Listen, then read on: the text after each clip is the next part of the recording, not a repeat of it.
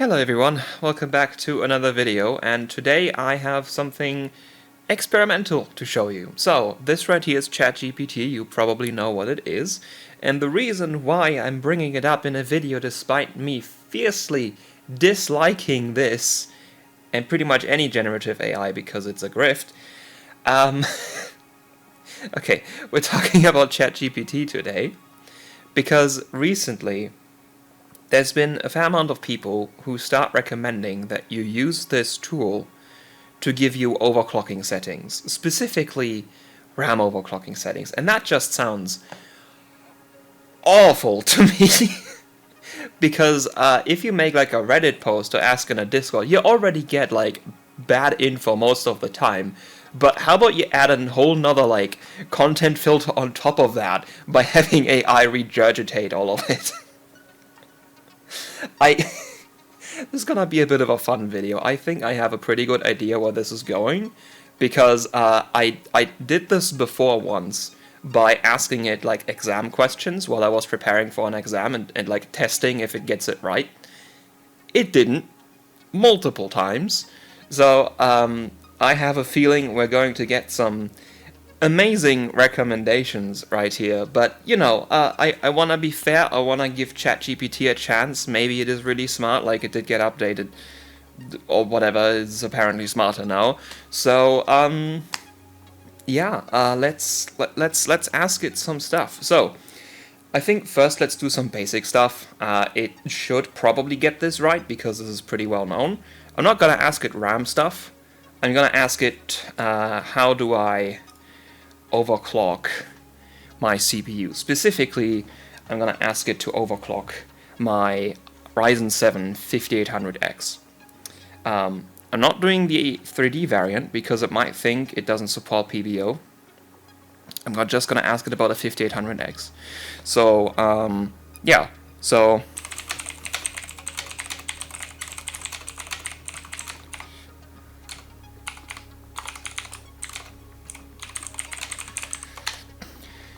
I'm going to ask that, and it should probably get this right. So I'm going to talk a bit while it writes its answer. Yeah, so it should probably get this right. Like, the basic answer to this is, do you exclusively game? Then it's probably better to just do PBO. And if you do stuff like video editing or like stuff that needs lots of all-core performance, it might be better to do a static overclock. It can also be, like for some SKUs, like the Ryzen 5 5600, like the non-X, it has pretty low PBO clocks, even with the maximum offset, so sometimes you can actually get better performance with a static overclock there as well.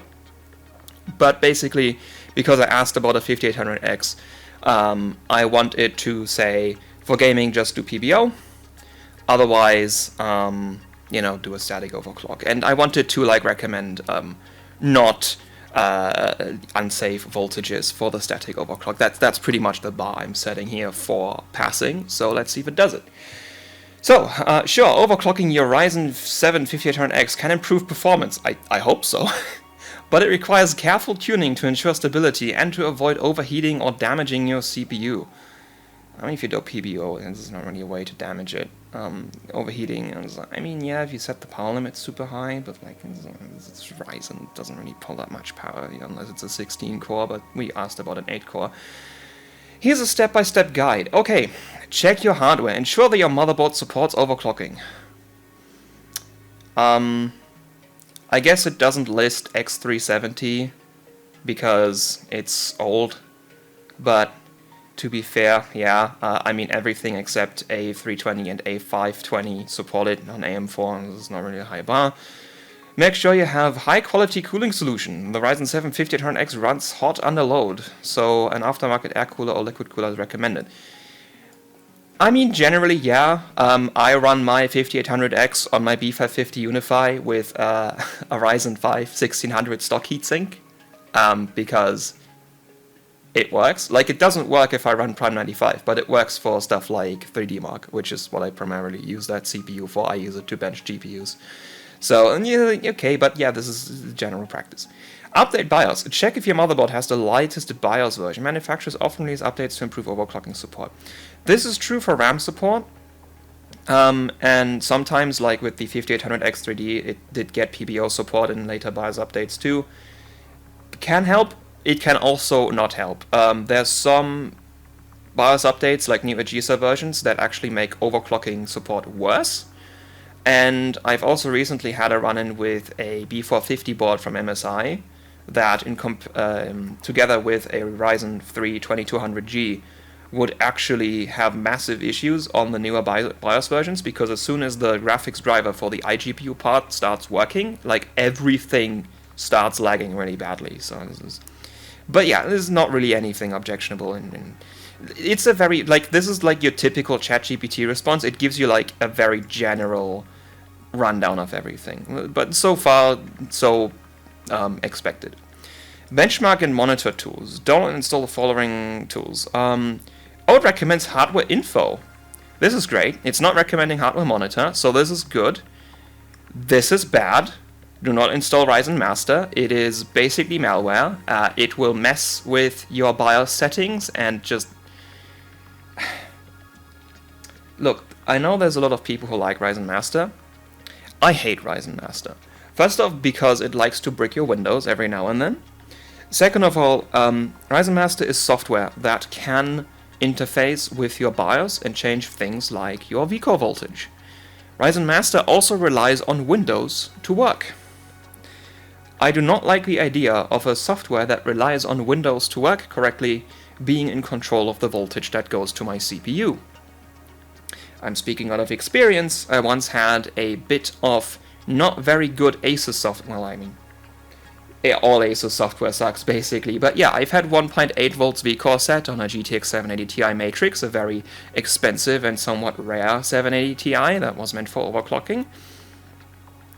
So yeah, I do not generally trust any software that has control over, vCore voltage.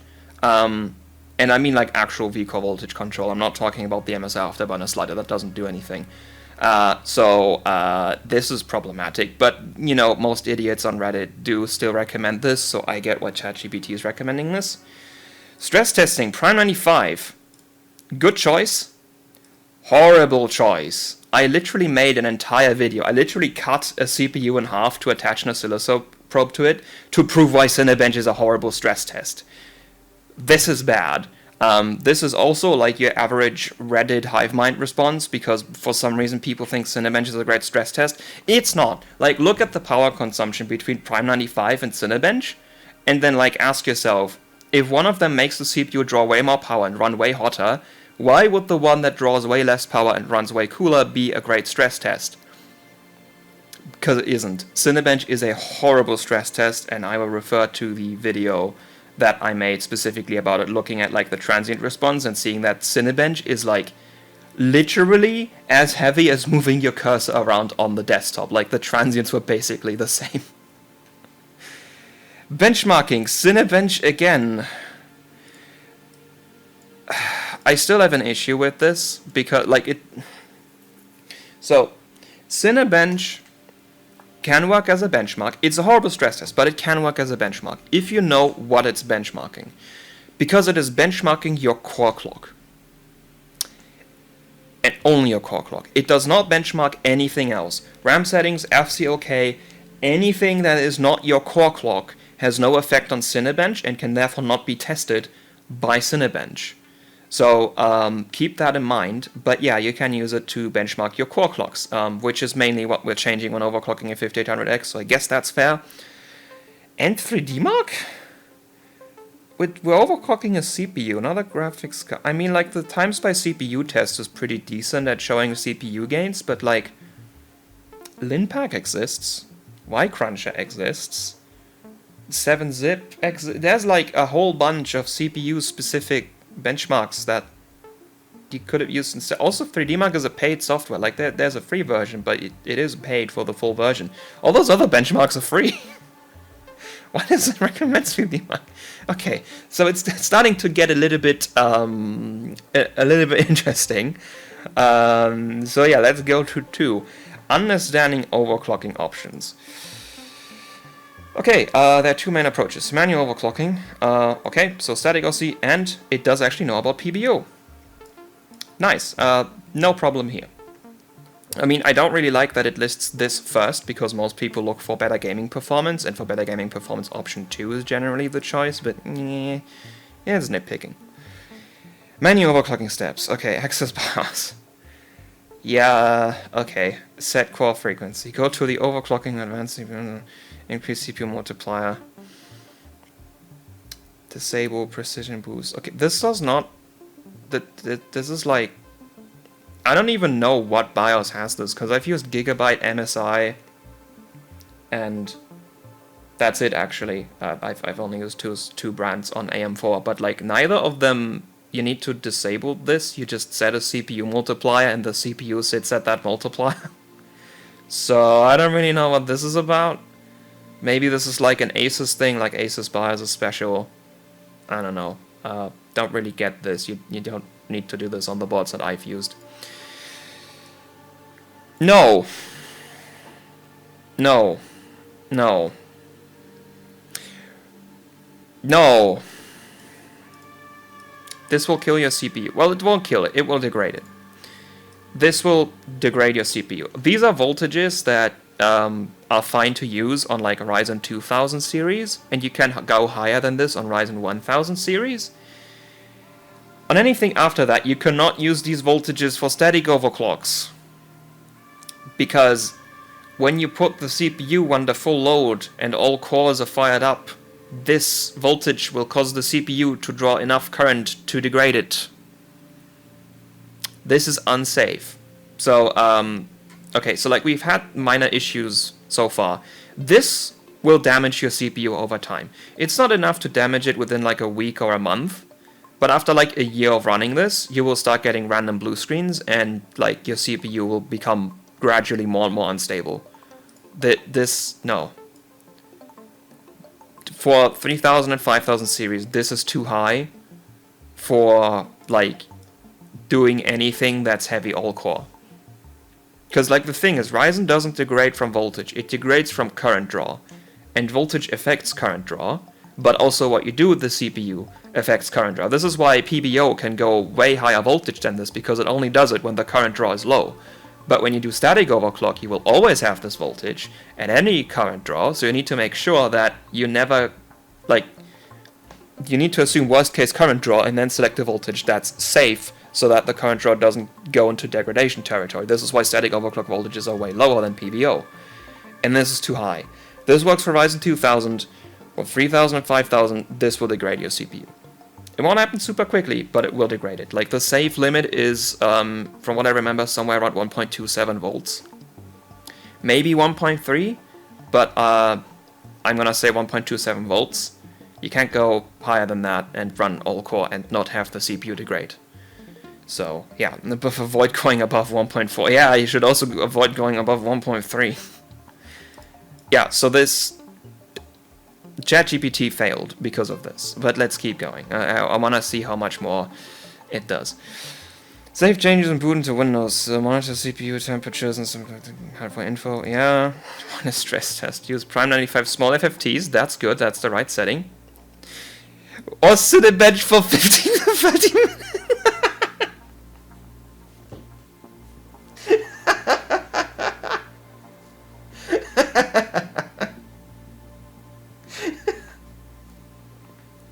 15 to 30 minutes of Cinebench. Guys, my CPU is stable. I ran 15 minutes of Cinebench. You know, the fun part is, on some architectures, Cinebench is so light on the CPU, you could run hours of it, and then you boot up Minecraft and your system will blue screen. Like anything Intel 14 nanometer, like if you push it to the edge of stability, Cinebench will run just fine, but you boot up Minecraft where like the world generator loading in puts a really heavy load on the CPU and you will immediately blue screen. Talking out of experience, because I've genuinely used that as a stress test for Intel CPUs, because it's so heavy, it's like an instant test. It's just like you don't even need to worry about any amount of time to test it. Just open Minecraft, and if it blue screens, it's unstable. And if it doesn't blue screen, it will probably pass an hour of LinPack. Like, it's literally that bad on some Intel CPUs. This is comical. Okay, like for real, you should run something like Prime 95 or Linpack or Wine Cruncher for like several hours. Best case, do like 12 hours and run it overnight. This is like my requirement for saying it's like fully stable. Like, you know, if you run it for like 2 hours and then use it for a couple days and it doesn't crash, okay, fine. You can call that stable enough for you. But like, if I am going to overclock a PC for someone else and then don't want them running back to me going like, it's unstable, you broke it, then I run something for 12 hours and it has to pass that. So, yeah. Send a punch for 15 to 30 minutes. Now out of here.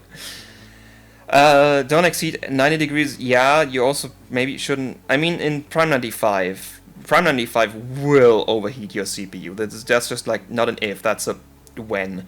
But yeah, okay. I typically for daily I try to keep it below 80, but in stress tests it will just kind of go that high, so that's fine. Stable, increase multiply. If unstable, increase voltage. Or lower frequency. Okay, yeah. I expected this to be first. It's not like, if unstable, more VCore. Like, okay, yeah, keep calm and raise VCore, but like... it recommends this as start, which is already high enough to degrade your CPU. So like... Okay, let's go to PBO. If manual overclocking feels risky. Yeah, with those voltages it is. Open Ryzen Master. No, do it in BIOS. Enable PBO. I mean, actually, you do need to enable it on some BIOSes. Adjust the limits for higher performance. Why does it recommend these numbers? These are just like, these are like too low to really unleash it, but also too high to really be like, huh?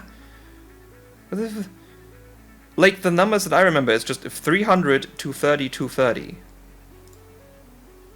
Which people, like, tested for, like, which gives you the best performance. This is just like a slight increase. Why does it recommend these numbers? This is, what? Like, what, huh? I don't get it. Also, like, these... Like, the thing is, you can set PBO to, like, 230 amps, and it will... Like, 230 amps is enough to degrade the CPU back into sand. But, like, setting the number this high doesn't mean it will draw that much. But it also, like, technically can draw that much. So, like, I actually, like, setting... I'd actually remember what my settings are. I haven't touched my daily system in a while. But it's also 5800 extra D, so it, like, doesn't draw more than 80 watts ever. Yeah, but, like, a good way to be safe with PBO is just, like, set this, like, to 300 watts, because you'll never hit that limit, and then just, like, set this to, like, 95.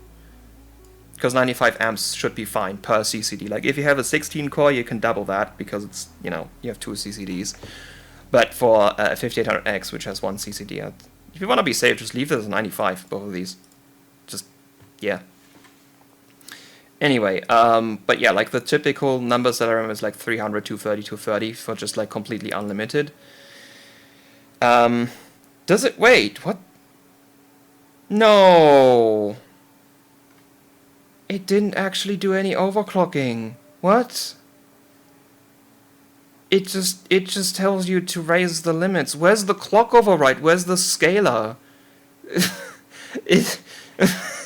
People talk about ChatGPT willing things into existence that don't actually exist, but like, what about it forgetting stuff? Like, PBO allows you to raise your boost clock by 200 megahertz, and it also allows you to change the boost scaler, which like makes it boost a little bit more aggressively. What about those two options? Any recommendations there? Because like you can, like I've only had 2 Ryzen 5000 series CPUs, but both of them can run the plus 200 just fine. Also, there's no mention of curve optimizer. What about that? Like, pretty much every time you do PBO, you also do curve optimizer to like bring your VCore voltage down, because it lowers power draw and heat a bit, which makes it boost harder. This is just like okay, none of this will like break your CPU, but this is just not how you do it. This is just like this is just like increasing the power limit a bit, which like, yeah, technically might make the CPU boost a bit more, but like this is like only a third of what you typically do. This is bad. Tips: overclocking results vary between CPUs. I love that this is at the bottom. Not in the beginning. I wasn't sure adequate airflow on your PC case for beginners Ryzen. No! No, people are scared of the BIOS because there's lots of numbers in there, but trust me, Ryzen Master is way more dangerous than the BIOS. Okay, so far, ChatGPT has recommended voltages that will turn your CPU into sand over the course of like a year, and it has just failed to explain PBO properly. Like, it's shown you how to increase the power limit, that's about it. Not good. Do we start a new chat for RAM? Let's start a new chat for RAM. Okay. Can you help me overclock my RAM? Typo. And I'm gonna give it, like, the typical Reddit thing of, like, I'm gonna grab one of my Corsair modules. Where is it? Yeah. Okay, so I'm gonna take one of my Corsair Vengeance RGB Pro modules, the typical 3216 1818 spec, the kit that I have. Like, I have a video about it if you don't know what it is. It is 2023 made Samsung 8GB B die. It has nothing to do with regular B die, because the new 2023 batch is basically, it behaves the same as C die. Like, very similar behavior. It has negative voltage scaling, it does not clock high, the timings are horrible. So yeah. But what people like to do is they ask on like Reddit or in Discord or like wherever else, they ask, hey, how overclock my RAM? And then they put the model number of the RAM, thinking that that somehow tells people what it can do, when in reality it just tells you like the manufacturer and the XMP spec, which, like, unless it's a B-die only XMP spec, you have no idea what chip is in that RAM kit, so like you have no idea what it overclocks to. So I'm gonna do this. I'm gonna give it the Corsair number, because with Corsair you can look at the version number on the sticker. Like, I know these are Samsung 8GB B-die, one because I took them apart to check the model number on the chips, but also because it says version 4.31. So if ChatGPT is smart enough to see that I'm giving it a Corsair part number, and it asks me about the version number on the stick, then it has a way to figure out its B-die, and then it has to figure out that not all B-die is the same. Like, B-die is a very inconsistent chip. It's not like Hynix chips where like you have like Hynix DJR in the same spec of kit, and it will do the same as DJR on a 4800 kit. B-die is very inconsistent, so if you get B-die in a bad bin, it's probably bad. And if you get it in a good bin, it's probably good. It's not like Hynix, where like it does the same regardless of what bin you get it in. So, yeah.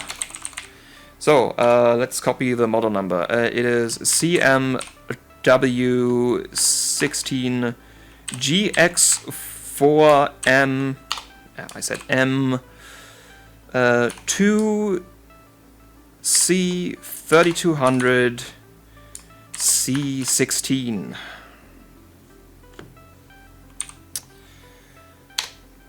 Let's see what it says. I'm expecting a lot of stuff. Okay, it knows it's Corsair Vengeance Pro. Nice. Okay, let's wait for it to finish. I'm expecting this to be absolutely horrible. Like, I expected it to get like the Ryzen thing right, and it didn't even do that. I'm expecting this to be actively horrible. Okay, that's quite a long response. Alright. Certainly, overclocking RAM such as your Corsair Vengeance RGB Pro involves adjusting settings in your motherboard's BIOS to increase performance. I mean, yeah, you can't... I mean, technically you can change timings in Ryzen Master. I'm glad it didn't recommend that. It probably would have if I continued the other chat. However, it requires caution, as pushing components beyond their rated specification lead to instability or damage. Yeah. Also funny that I didn't recommend that earlier. Here's how you can safely overclock your RAM. Know your hardware. Your RAM stock speed is 3200 megabits per second with CL16 timings, multiple, plural. CL16 timings. I mean, yeah, it has a column address drop latency of 16, but that's not the timings, that's one timing. Ensure your motherboard and CPU support higher frequencies. Check your motherboard. No, don't do this. People fall for this all the time. Okay, so the thing is, this is 3200, which is actually supported by the CPU. But the thing is, CPU manufacturers will only ever list JEDEC speeds as supported because XMP is overclocking, and JEDEC on DDR4 only goes to 3200. And that's like the very best spec. Some CPUs only support JEDEC at like 2666. When you look this up, they will see that and assume that it's a hard cap and you can't go above that frequency, which is wrong. It can go above that frequency by a lot. It's just that the CPU manufacturers only support JEDEC because that's the only actual standard that exists in the industry. And then people see this as like the maximum frequency it supports, and this is just no. It's like how is there like an analogy I can show? It's like, I mean, it's the same as CPU overclocking. It's like your CPU comes at like 4 gigahertz, and then you can overclock it to 4.1, even though it only says 4. It's the same with RAM. It's just like, it just lists the stock JEDEC speed that it supports. XMP is not a standard. It's overclocking. It's like, people fall for this all the time, and this will make people fall for it because they look CPU support. It's a bit less bad with motherboard manual, though, like, you won't find supported RAM speeds in the manual. You need to look at the QVL, which, like, that's better. Motherboard QVLs are also not great because, like, they have a lot of cherry picking in them usually, and they're usually also not very transparent, but, like, at least that will show higher frequencies than JEDEC, so backup important data. Overclocking may cause system crashes during testing. I mean, the crashes is not the problem. The crashes is not why you should back up your data. Why you should back up your data is that RAM overclocking, if you do it wrong enough, will cause your entire operating system to corrupt, and all your data is gone. Which is why I recommend to, like, most people have like 500 or 1 terabyte, like gigabit, SSDs as their boot drive. You know what you can do is you go to Windows, you go to Partition Manager, you make your boot partition half the size of the drive and add a second partition, and on that you can install a second Windows install, which you use for your overclocking, and you only go back to your main once you verified it's stable. That's what I do, which is a pretty nice trick, because if you corrupt the system, it just corrupts your test system that you can just reinstall.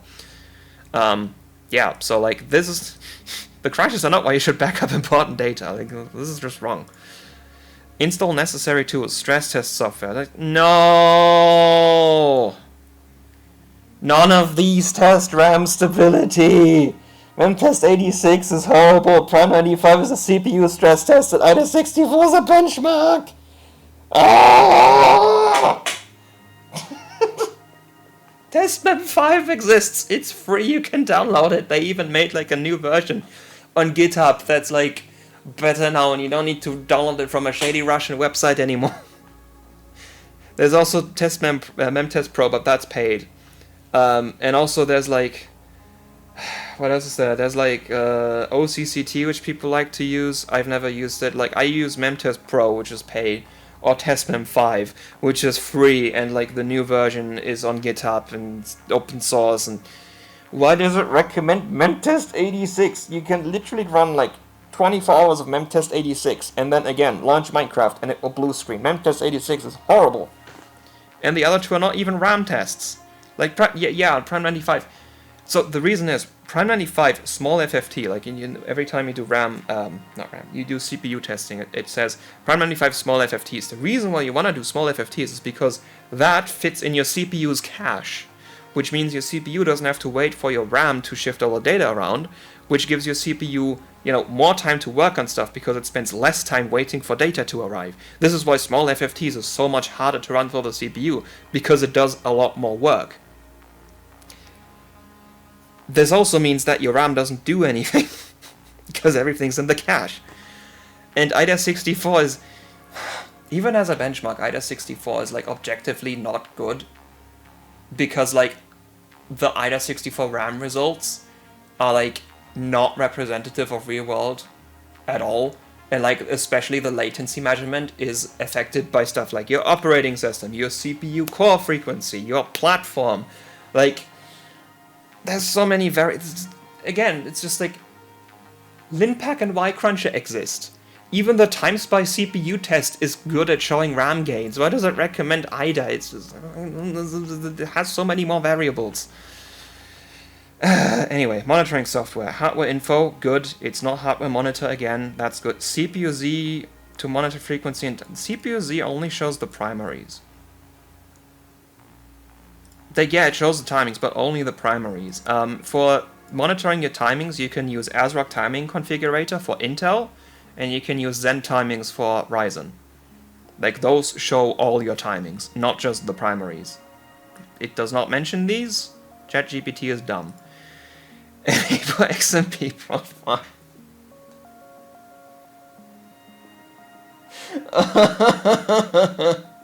I thought we were overclocking it and not running it at XMP. I mean, yeah, XMP is technically overclocking, but like, I asked about overclocking and not turning on XMP. What? Like, it goes to steps for overclocking down here. Like, why does it recommend to turn XMP on? All this does is, like, set the primaries, set the frequency, and, like, some voltages. You're gonna set all of those manually anyway. And why does it do this? Okay. This can only get better. This can only get better. Steps to overclock. Go to BIOS. Okay, yeah. Adjust RAM frequency. Navigate to the overclocking or memory section in BIOS. Increase the DRAM frequency. Okay, yeah. You should also loosen out all your timings and like set your voltage accordingly. It also it just doesn't go. It just doesn't tell you about like finding out what RAM chip you have. So it's doing like actually hardcore RAM overclocking where like you have no idea what you're working with and you have to test everything manually and everything's gonna take ages because you have no idea what you have. I mean, you can overclock RAM like that. It's just like typically the first question is just like, hey, what IC do you have? So we know what it can do, so we can recommend you numbers that will probably work, that you just have to tweak slightly instead of doing everything by yourself. But okay, fine. I guess that also means it failed the thing of recognizing its Corsair and then asking me about the version number and finding out it's BDI. Anyway, so yeah, raise the frequency. Fine-tune memory. Adjust primary timings to tighten performance. What? Huh? Okay, so this is just, it's skipping steps. So the first thing you do is you set your voltages according to what your IC can do. If you don't know what your IC can do, stop at 1.35 volts. Well, actually, stop at 1.3 volts, because some ICs actually die at 1.35. And then you increase the frequency while loosening out the timings, specifically the primary timings. Because, like, if you have XMP on, it's gonna keep using the XMP timings and, like, loosen those out. That's again, also, that's why I wonder, like, why does it want you to enable XMPs? Just leave it on auto while you push the frequency. You push the frequency first, then you care about the timings. So, like, so it tells me to increase the frequency. It makes no mention of voltage changes, and then it tells me to, at the same time, adjust timings to tighten performance, which is amazing grammar. This should say tighten timings to increase performance. Which it's skipping a step. You want to know what frequency. So, like, the thing is, if you increase your frequency and tighten the timings at the same time and you crash, you have no idea what caused the crash. So you haven't learned anything. That's why you loosen out the timings, you push the frequency until you can't get it higher, and then you tighten the timings. It's just skipping that entire step of, like, just test the frequency first. Just, yeah. Starting from your RAM's default. This is also wrong. This is only true if you keep the frequency the same. If you're gonna go to a higher frequency, these are gonna have to get loosened out. Unless it's like a really good chip, which this kit isn't. Consult online forum database like DRAM calculator for Horizon. Again, no. Okay, so like it kind of tries to find this just continues the fallacy of like your XMP spec somehow being able to tell you what your RAM can do. Okay, so like DRAM calculator for Ryzen is like an entire different can of worms, because like I haven't looked into it that much because I've tried it a couple times and it hasn't worked every single time I tried it. It just gives you numbers that don't work, and I stopped bothering with it after that. But like, not your RAM model, your RAM IC. You need to know what actual chips are in the RAM module, like who made them, are they Hynix, Micron, Samsung, what density do they have, what revision are they? You need to know that stuff, because those are usually consistent with each other, except stuff like 8 gigabit BDI and like Micron 8 gig Rev E. Those are like all over the place, but you can still recommend like some sort of starting value that will work for those ICs, and specifically you'll know what voltages they can handle. And like then you can kind of like take a conservative guess and make like a start and then go from there. But you can't do this based on like your RAM model. Like it just tells you the manufacturer and like the XMP spec. So like it kind of tries to do the intelligent thing here, but like it falls for the fallacy of like RAM IC equals RAM model, which no. Increase DRAM voltage. Oh god. Gradually raise the voltage if needed, usually up to 1.45. CAN-host. If you overheat your RAM, you're doing something very wrong. But yeah, this. Excess voltage can cause damage. And also there's chips that scale negatively, like the new 2023 version of BDI. This stuff scales negatively. It overclocks higher when you take the voltage down from 1.35 to 1.26. Like, that's the thing. Samsung 8 gigabit CDI and 8 gigabit eDI also do this. You need to lower the voltage to get better clocks and timings. So, it's like, voltage up better is not always the thing with RAM. And also this.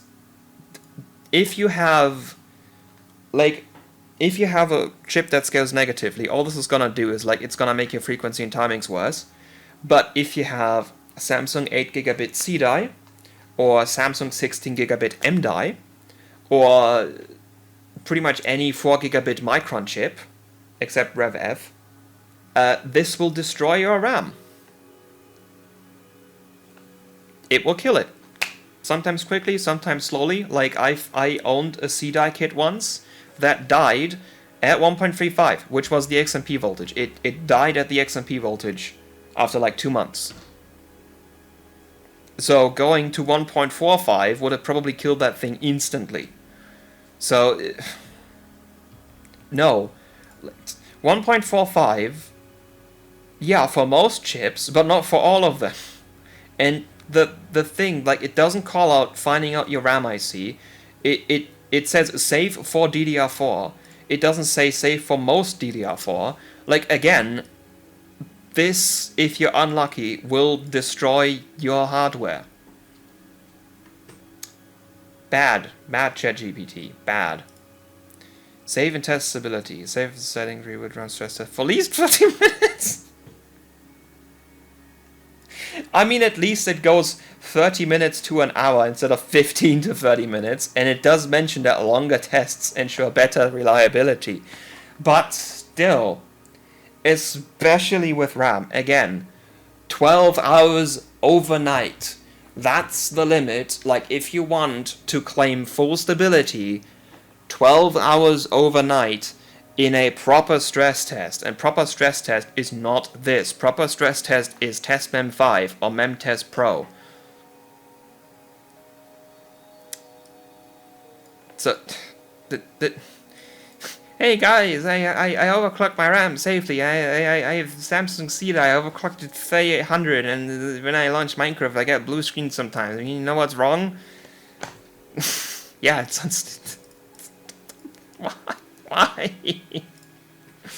Why? Why?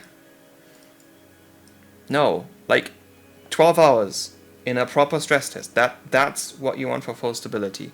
If you just want to run 2 hours and then use it for a couple days and it's fine, that's good. Just don't walk around telling people it's stable. Like, if it's good enough for you, that's fine, you can use it. If your PC crashes, that's your own problem. But don't go around telling people that's stable, because it's not enough to prove it's stable. Like, if you jaywalk across the street without looking and you survive twice, that doesn't mean it's safe to jaywalk across a city, like across a street that has cars on it that at like 80 kilometers per hour. It's just like, yeah, you survived it twice. If by the third or fifth time you get mowed down by a bus and get turned into barbecue, that you don't know that if you only tried twice. It's the same with RAM. Like, you need to test it for long enough. This is your RAM. This is where like most of the data your PC works on goes through. And if your RAM is unstable, it's gonna turn a 1 into a 0, or a 0 into a 1, or like an A into a weird glitched character. Like, this is like literally taking your brain and like hooking your eyes up to like, I don't know, something else. Like, RAM is important. Your PC cannot work with unstable RAM. It's just, no. Why? I know people are impatient. I know people like, I know my generation is like the 30-minute attention span, or more like 30-second attention span generation. But this is not how you get RAM overclocked. Like, you need to... Do you want fast RAM, or do you want to do something else every 30 seconds? Like, you can only do one. Anyway, troubleshooting. If the system doesn't boot, clear CMOS. It does... Using the motherboard jump... Yeah, you can also just take the CMOS battery out, because not every motherboard has a jumper. That's not a thing. Okay. Stability issue. Lower the frequency or loosen timings. Yeah. I mean, yeah. Thermal content. Show in your cases good airflow. I mean, like, the thing is, RAM draws so little power. But yeah, I get it. Unlike, I have 4 sticks of like the good kind of 8 gigabit BIDA in my daily. And I have a fan on them because I run them at like 1.55 volts. Then they get warm enough, but I also have a fan, so it's fine. Anyway, safe overclocking targets for aiming for slightly better timings. Oh, slightly higher timings. 16, 20, 20 at 3600. What? Is that? Huh? Where did these numbers come from? Because this is like, I guess like Hynix CJR could do this. Yeah, Hynix CJR can do this. But this is also like far from Hynix CJR can do best. Like, Hynix CJR does like 3800, 16, 19, 19, 28. At least that's what my kit does. So like, what it seems to have done here is it says 3600 because that's like the next most common XMP speed. It's like 3200, 16, 18, 18, and 3600, 20, 18, 22, 22. Those are like the 2 most common specs, and they also usually have the same chips. And so that seems to where the 3600 comes from, and this seems to come from the new 3200. So like, I mentioned Samsung 8 gigabit eDie. This is an eDie spec, because eDie is so horrible it can't do 16, 18, 18. It needs to do 16, 20, 20. And it seems to have taken the 3200 eDie bin and just slapped those timings on like 3600, because it's like the next most common speed. Like, I can say for a fact that on my kit this does not work, because it needs higher cache latency than that, and it also, I think, needs higher TRCD than that. It can do 3600, just not at those timings. And like, your average chip that you get in this, like Samsung CDI, will also not do this, because the CDI XMP is 18, 22, 22. You can maybe lower all of those timings by 1 if you're lucky, but not by 2. So, and 1.4 is a reasonable talk. No! No! This kit that I gave you the model number for scales negatively. It's most, like, it does 3600, but only at 1.26 volts. Like, it's a very specific peak. You can Like, you do not get 3600 stable at 1.25 or 1.27 volts. It needs to be 1.26. At 1.4 volts, this won't even post 3600. So no, that's wrong. And also, if it's C-die, or 16 gigabit M-die, or any of the other, like, negatively scaling Samsung chips, this will kill it. This will just kill it. Let me know if you'd like a detailed BIOS screenshot and more guidance. Actually, let's do that. Let's make it dig its own grave more. Yes, please.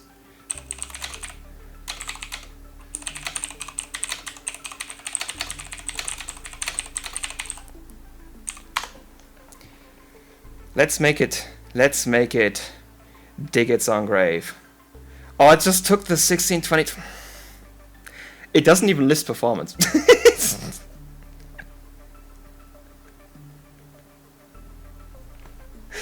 It doesn't even... Oh no! Oh no! Also, didn't even ask if I have, like, Ryzen or Intel, so, like, the voltages it recommends are just not gonna exit. Like, I already see it. TREFI is not adjustable on AM4. You cannot change this on Ryzen. Oh god. To overclock your Corsair engines, you need to fine-tune the primary, secondary. Okay, at least it acknowledges more than the primary timings exist. I honestly didn't expect this. Here's a step-by-step guide. Okay. So, it wants me to take the eDie 3200 XMP and just plug it in. 16, 20, 20, 38. 2T command! Oh no! These values are reasonable for 3600! According to who? Literally, according to who? This is a 3200 eDie XMP, one of the worst 3200 XMPs. That is just not just like full on JDEC. And it says these are reasonable for 3600. According to who? Oh god. TRC 58. What?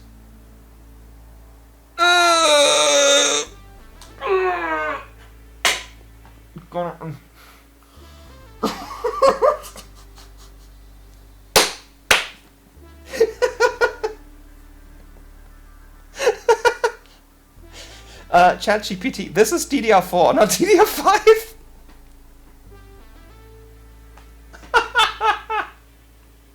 Okay. I mean, it gets the TRDS and TR... So, actually, I don't remember if this kit does 4.4.16 or 4.6.16. But, like, most chips can do 4.4, especially at 3600. Like, 3600 is not that high. Most things can do 4.4. Like, at 3800 is kind of like where you need to start doing 4.6 in my experience. But, like, you know, 4.4 and 4.6 is not that different. This is good. This is not. This should be 16. This should always be 16. I've only ever had one case where this couldn't do 16, and that was some, like, random 2400 JDEC OEM Samsung 8 gigabit B die, and it needed, like, a value of, like, 19 or something, which is still lower than this. This is high for DDR5 standards. On DDR5 you run like 20. What the this one timing, like, the thing is, so, like, these three timings on DDR4 are, like, the most important timings. Like, you can crap all over these. This will not do anywhere near as much as these three timings on DDR4. And especially this one. Especially this timing. T4 is, like, the most important timing, and it wants you to set it to 24 when 16 is like the timing that you should always go for on DDR4. Like, there is no reason not to try T4 16. It's a whole 6 ticks high. This is like, what percentage is that? What percentage is that? 24 divided by 16. What? It's a 50% higher! What the fuck? Do you want to throw away 50% of your RAM performance? That's how. Like, it's actually gonna be about that bad. It's like, because, like, these timings fire off all the goddamn time when your RAM does anything. So, like, these timings mostly are used when your RAM starts doing something. These timings are mostly used when your RAM actually does something. And like starting something and doing something are like different amounts. Like starting something is relatively fast. Doing something takes a long time. And these timings are used all the time. Most of the time your RAM runs. And this timing, it says for activate window. This is the amount of ticks in which you can do 4 activates. And how long an activate takes is determined by these. So when both of these are 4, which is ideal, and this is 16, it means you will waste 0 clock cycles for activates, because 4 times 4 is 16. That's why 4416 is the optimal value for these on DDR4. So you're not wasting any time. But now this being 24, if you use TRRDS, which is like the one that you use most of the time, because like this is for doing something in the same bank group, this is something for doing something in a different bank group, and if you have a 8x DIMM single rank per channel, you're gonna have like how many bank groups? Like 4 per chip, and you have 8 chips. So 32 bank groups. So like there's a 1 in 32 chance you need to use this timing, and a 31 in 32 chance you use this timing.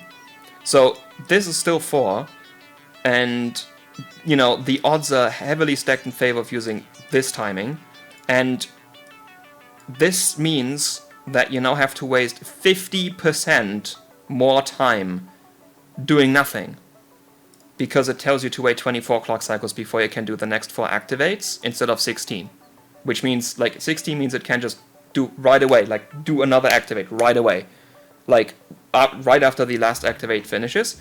This now tells it to like wait 50% more time, and all your RAM performance is gone. So like this is probably like the main point of the video. This is why you don't ask ChatGPT about things. It's recommended settings that will kill your hardware twice. It's recommended bad stress testing. It's recommended numbers that make no sense. And it's recommended numbers that, like, will probably be better than X. Well, actually, no. I've seen better T4 than this out of XMP kits. So, like, this might actually be worse than XMP. Like, this will not... This will not help your performance. This is just... No. Let's just continue. I think I'm getting angry. TRFC at 560. This is a bit high. This is like very high. This is like on Hynix CJ I run like 480 at 3800. I don't remember what this kit does, but I'm pretty sure it does like 450-ish at 3600. So this is like very high, which is bad on Ryzen because this timing is not adjustable on Ryzen. This is only adjustable on Intel and AM5. Yeah, by the way, like these two timings interact with each other because this timing is the amount of time you wait until you do this timing. So because you can't adjust this one on Ryzen, you want this one to be as low as possible on Ryzen. So yeah, but that's like, I don't know, like some chips are this bad and need this high TRFC, especially like 16 gigabit chips, because like the higher the density, the higher TRFC is, because there's more stuff to refresh in the chip. But I'm pretty sure this kit does less than that. So, TCWL, often matches CL. No, it's... I mean, you can do it matching CL, but if you can, you should do like CL -2 or -1. At least that's what, you know, the guides from people who know what they're doing say. It's like... No. RTP, looks... like, okay. These don't jump at me as like super wrong. Oh, here we go, voltages. This will not work. This will make this kit not post. Like we already went into this, and if you have CDI, which you often get in this kit, this will kill it. VCC IO VCC. Yeah, so this is Intel voltages. I mean, at least it says it. Yeah, but these are also very low voltages. I mean, it's 3600, but these are like pretty low. You can I run VCC at like 1.35, and this is at like 1.4. There's XMPs that will set this to like 1.6. Because like apparently the VCCSA, at least on older Intel systems, like 40nm Intel, can go to like 1.8 volts or something stupid like that. So if you're on AMD, SoC to 1.1 to 1.15, okay, like this is fine. But also it doesn't specify which Ryzen, because like the SoC voltage range changes on generations, like Ryzen 2000 series want very low SoC, and then 3000 and 5000 you can go higher with the SoC, and it just doesn't. It just recommends a number for all. At least this is not high enough that it will like degrade your Ryzen 2000, but like it's also just... I mean, this is not an issue because I run 1.1 on my daily with 4 sticks of 8 gigabit BDI at 3733, so yeah, but why does ChatGPT always write these super long responses but then never actually go into specifics? Like, this is my main issue. Steps to input these timings. Oh. Again, why? Input the primary timings first. Why? Or leave them on auto. Why? The secondaries are literally more important for performance. Why? This is like the stupid thing. It says primary timings, so they have to be more important. No, they are called primary timings because they use at the start of option, like at the start of actions. That's why they're primary, because they come first. They're not called primary because they're more important. This is like calculating the time it takes for like a car journey based on your car's 0 to 100 speed. It's just like, oh, it can do 0 to 100 in 10 seconds. Or like 5 seconds or whatever, something. But your top speed is 80 kilometers an hour. It's just like, well, 0 to 100 would be infinite if your top speed is 80 kilometers. You know what I mean? Like, so imagine a car that has like a really good 0 to 100, but the top speed is like 100 or 110. It's like, if you go far enough, your 0 to 100 is not gonna do anything for how long the journey takes if your top speed is really low. This is like, this is the thing, like, primary timings are like your 0 to 100, secondary timings is like your top speed, in like car terms. It's like, performance is mainly, you know, how long a journey takes is mainly determined by top speed, not 0 to 100. And again, this will degrade your chip if you have like negatively scaling Samsung ICs and some microns, and like, I'm actually not, well, Hynix CJR will degrade above 1.45. But yeah, there's like a bunch of Samsung chips that will die at this voltage. Run Memtest 86. No. But I'm really happy that it says testmem 5 here. Also the extreme preset. This is good. I failed to mention this before. Extreme preset. Do not use the default or the Warden Asmos one. Use the Anta 777 Extreme. 1 to 2 hours. That is still not enough. It keeps going higher with the time, but it's still not enough. 12 hours. 12 hours for full stability. Monitor temperatures using hardware info. Keep DRAM temps below 50 degrees. Okay, so this is like a Samsung 8 gigabit BDI thing and maybe a Hynix 8 gigabit DJR thing. They have temperature sensitivities, and if they get hot, they become significantly more unstable. And the 50 degrees number is like kind of BDI. Like, where like, it's not... It changes. For mine, it's like 55 to 60 degrees, where like if they reach that temp, they will become very unstable. So yeah, this is true, but this is not true for all chips, and also not all DRAM modules have a temperature sensor in hardware info. It's like, yeah, like the Corsair ones I asked about, they have a temperature sensor, but like my Viper Steel 4400 1919s, they do not have a temperature sensor. So like, mention that. Like again, ChatGPT writes these super long responses, but never like mentions specifics. Why? If errors occur, loosen timing slightly. Reduce frequency. Yeah. Would you like more detailed BIOS navigation instruction or help further tuning?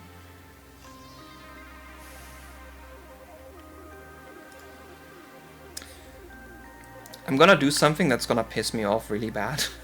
I'm gonna ask it about which timings are most important, because I know Vi pre-tested this, and she told me, I know it will say that the column address strobe is like the most important thing, which it isn't. So I'm gonna ask it.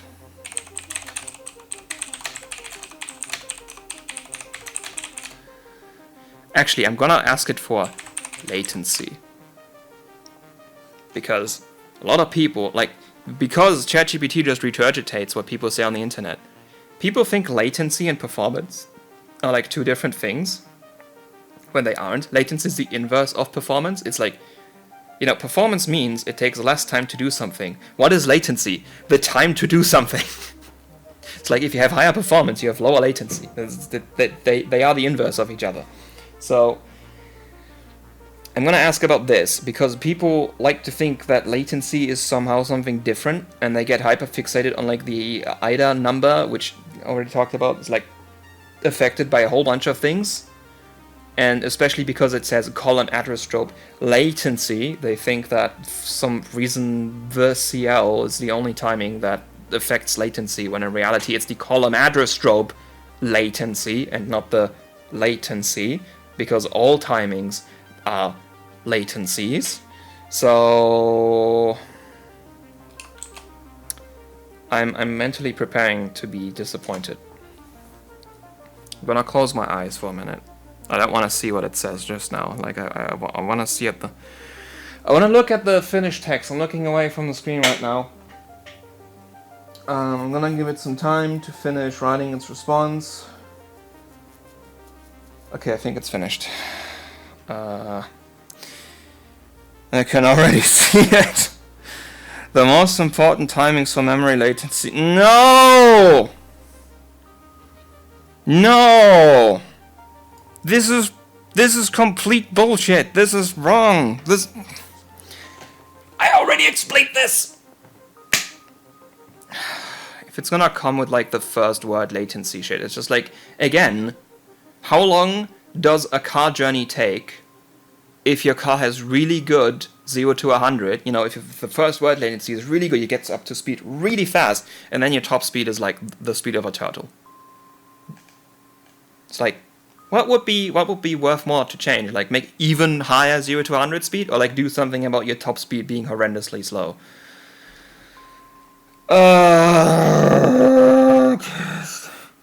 Time and clock cycles take for no. Okay, I mean to a command, like I forgot what the column address strobe does. Was it to a was it like the time to respond to a read command? No, I think it was like the time it takes for the RAM to send data from the sense amplifiers to like the data queue or whatever it's called after like a read command. So like this is wrong, because from the read command being issued to the RAM sending the data out of the sense amplifiers into the data queue is like, there's multiple timings involved in that. It's not just gas latency. Bullseye made a video about it the other day. Like, look it up. Fact check me.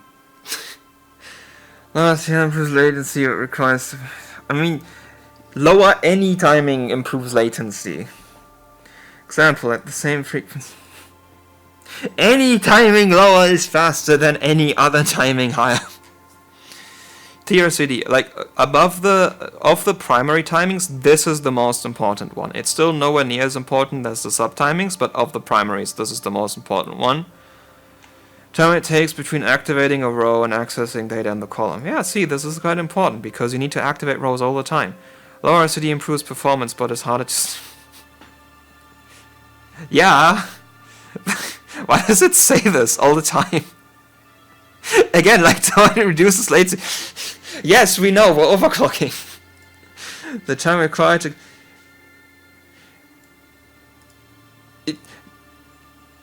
It doesn't say why this is... Like, I asked it, what are the most important for latency? And, like, not only did I get it wrong by saying it's the primary timings, it doesn't even say why it thinks it is that way.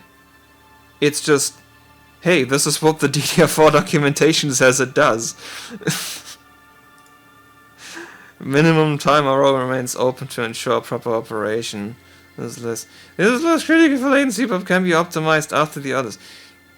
They are all less critical for latency because they're primary timings. They're only used at the beginning of an action and not while the action runs.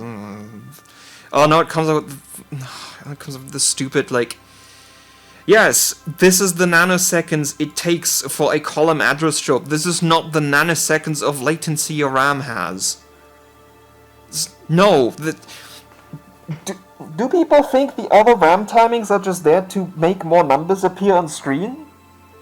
Like, if you think the column address drop is the only thing affecting your latency, what do the other timings do?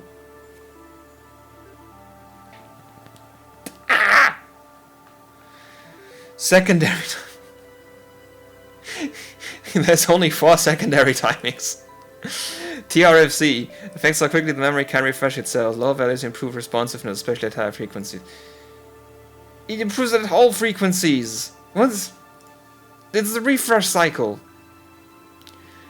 TRODS radio...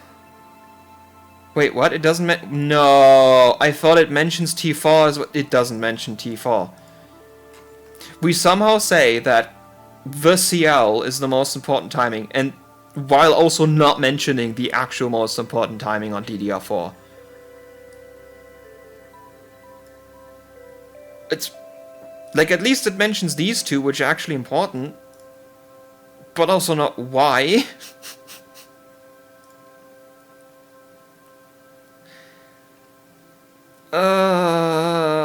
Which to prioritize? You can really see the internet brain rot because it uses like the actual DDR4 documentation name for all of them, except the CL. It's just the CL. It's not TCAS. It's the CL. Also, those are BDI timings. Those will aim for symmetry. This only works on BDI. What the fuck? I mean, yeah, the kid I showed it is BDI, but it's like not the kind of BDI that can do this. Optimize TRFC next. Noticeable gains in latency. I mean, TRFC is one of the more important ones, but why? This is first. You do this first. Literally, like, the thing is, if you are extremely lazy, if you want to overclock your RAM in 5 minutes, you load your XMP, you set TRRDS4, TRRDL6, T416.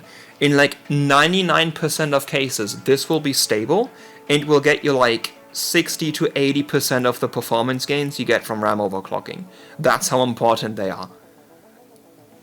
Why is this in 3rd place? This is like the lazy person's RAM overclock.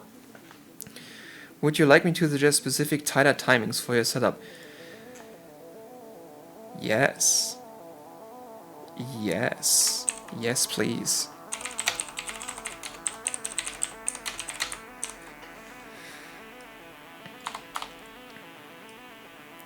I'm gonna ask for... I mean, this kit tops out at 3600, but we've already established that it has no idea what these chips can actually do, so I'm gonna ask for 4000.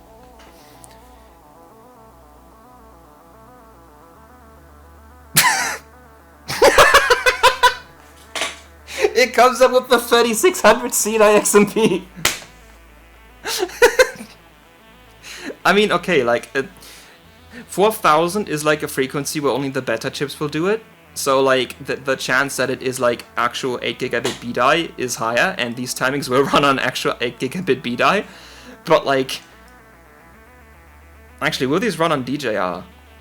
Because DJR has, like, some really, really horrible primaries. These might work on DJR at 4000.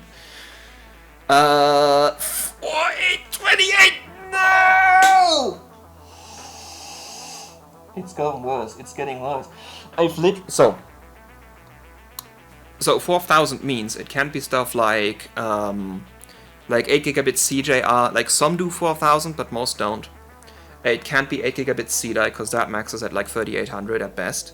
It can't be 4 gigabit EDI because that maxes at like 3200.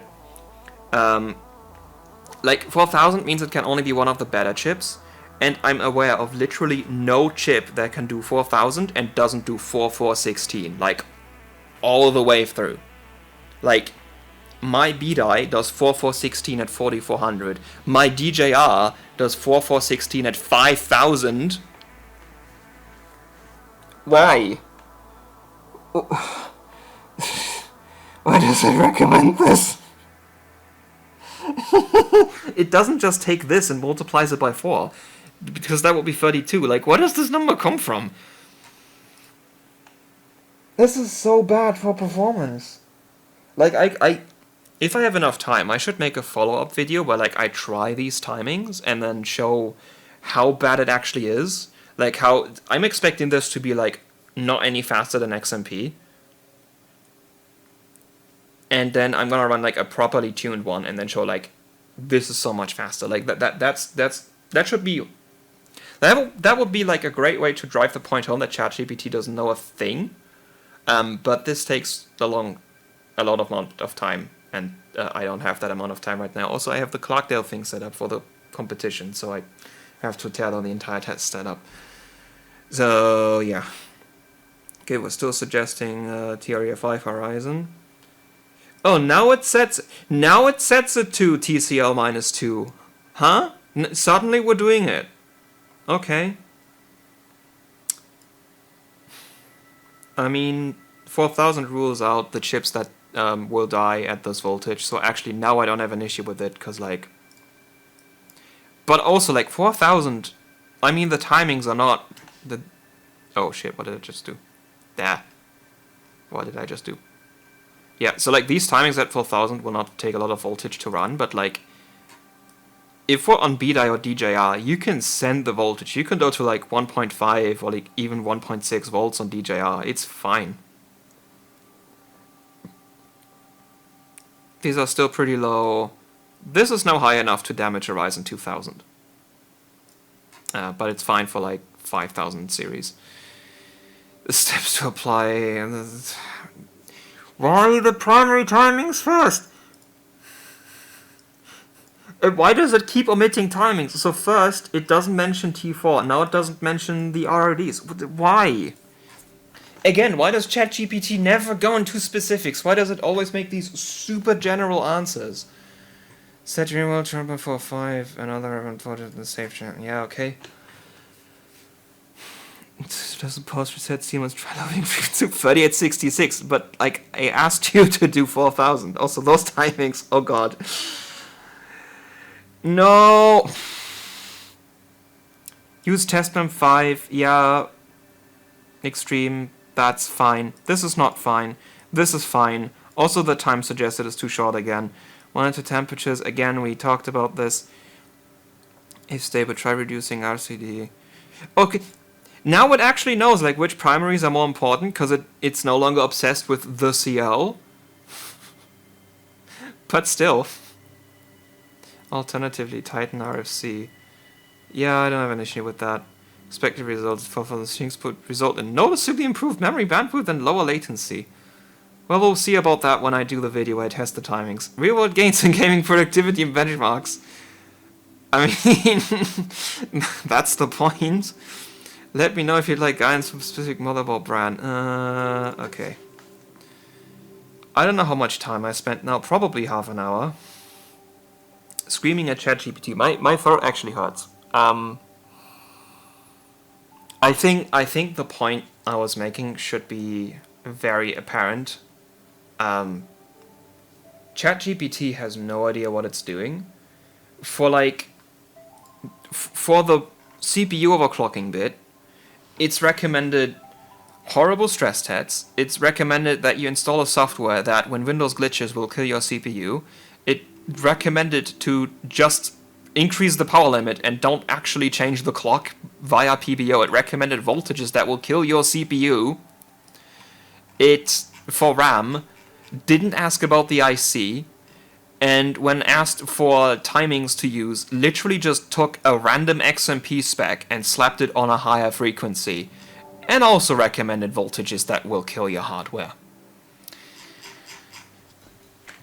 I think it is blatantly apparent, and I hope also blatantly apparent to people who, you know, were thinking about this, who, like, don't know a lot about it and were going to trust ChatGPT, that this is not something you should do. Actually, like, I've seen multiple people on Reddit being like, I asked ChatGPT for RAM settings and it's completely stable. I mean, if it recommends test memtest 86, yeah, of course he didn't find any errors, but,